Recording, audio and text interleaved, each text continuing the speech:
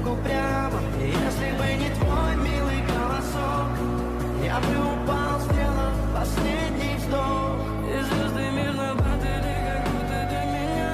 Я каждый раз загадывал тебя не потерять, но больше не могу, я просто мучаю себя. Теперь ты больше не моя. В камине в 6 утра фотография твоя, горят воспоминания о тебе.